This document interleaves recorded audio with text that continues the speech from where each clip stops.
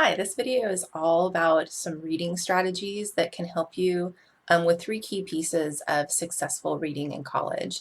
The first is simply how to make sure that you're comprehending and understanding what you're reading. The second piece is how do you remember that later? So how do you retain that information? And then the third is how can you start to gain some insight into where you stand on the information, your own ideas, to make it easier to analyze or use that information that you've read later on, either in a class or in life. So a couple of really key strategies that I want to start with. The first is to make sure that when you have a new book, so I'm going to use this book right here, that you do open it and you scan through. So literally look at the table of contents, scan through the different sections that are in this table of contents. Go to the end of the book, see what's available at the end of the book. There is often a way that a textbook in particular is set up. And so if you can become familiar with that, that's going to make understanding the reading and tracking the reading a little bit easier than if you don't do that at all.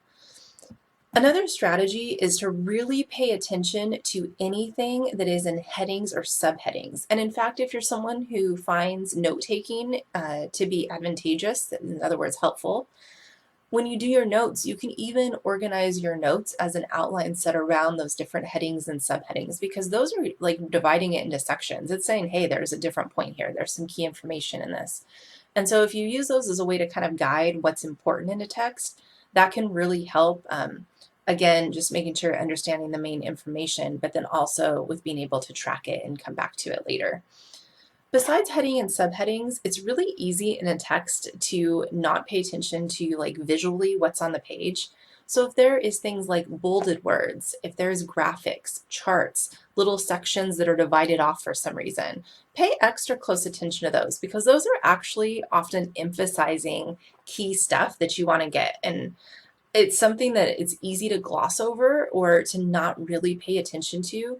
But again, really want to focus in on those areas, because that's the textbook's way of saying, hey, like this is important, pay attention to this.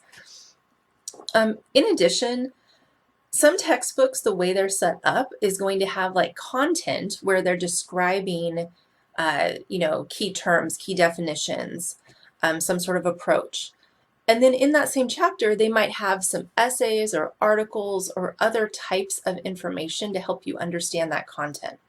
Make sure that you're really focusing on the content of the chapter and then using that other reading or other information as a way to further enhance your understanding of the content. So again, it's a way to really make sure that you're taking away the key information from that text. Now, I already mentioned note-taking, which is a common strategy, well known. Annotation is actually a more I don't want to say more useful, but in some ways it is.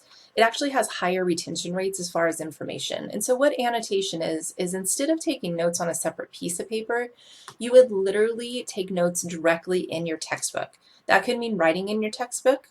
If you're going to, you could always use a pencil if you're concerned about like being able to return a book later. Or you can do things like use sticky notes and post it on, or if you have an electronic copy, there's always going to be some sort of commenting tool that you can use. Anything like that is going to help you engage with the text. And so the more active you can be with the text, the better off you're going to be when it comes to recalling that information and retaining it later. Plus, that helps you figure out where you stand with the information.